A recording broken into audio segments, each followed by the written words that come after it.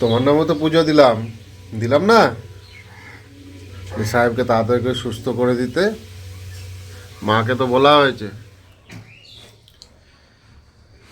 সাহেব মা সরস্বতীর কাছে বিদ্যা নিতে চলে এসেছে।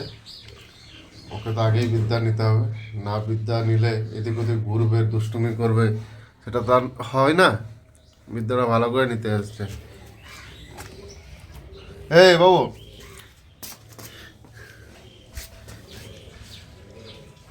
আমাদের জন্য বিদ্যাটা রাখ। তোরা তো বিদ্যা নিলে হবে না। আর ও তো জানে আমার ঘরে মা সরস্বতী আছে। মা সরস্বতীর কাছে আমি বিদ্যা নিয়ে নেব। আমাদের জন্য একটু ভাববি, আমাদের জন্য একটু বলবি।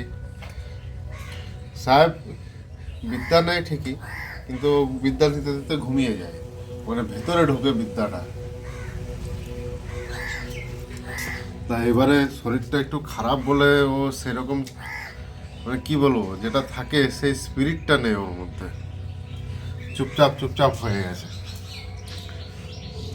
আর বাবু, তোমাকে তো বলা হয়েছে যে এই ইয়ার থেকে ঠাকুরঘরটা বড় হয়ে যাবে, তখন তুমি বেশ ভালো করে এখানেই ঘুমোবে। তোমার ঘরে যাওয়ার দরকার নেই, ঠাকুরের কাছেই ঘুমোবে।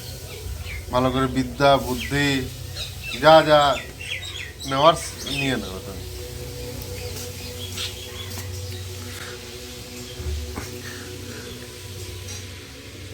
তোমার নামে তো পুজো দিলাম দিলাম না? সাহেবকে তাড়াতাড়ি করে সুস্থ করে দিতে।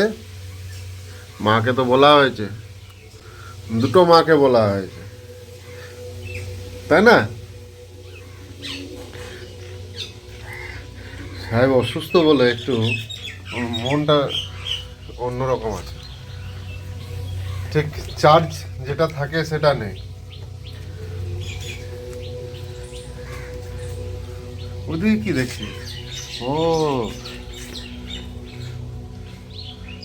ওখানে ঘুরে বেড়াচ্ছে তোর পায়রা দাদা হবে। পায়রা দাদা ঘুরে বেড়াচ্ছে, ওটা দেখছো? আর এখানে বসে থাকতে হবে না। দেখো কত কত এসেছে, পায়রা দাদা দিদি সব চলে এসেছে। দেখো, আসো, চলে এসো। আর বিদ্যা নিতে হবে না, ওটা অন্য সময় নেবে। আসো, চলে এসো, চলে এসো। হ্যাঁ, অনেক নিয়েছে বিদ্যা, আর নিতে হবে না এখন।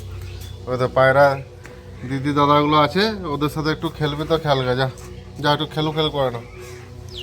যাও যাও, খেলো খেলো করে না।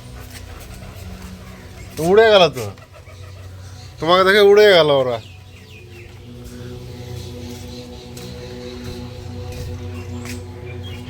সন্ধ্যাবেলা ঘুরতে যাবি তো প্যান্ডেলে?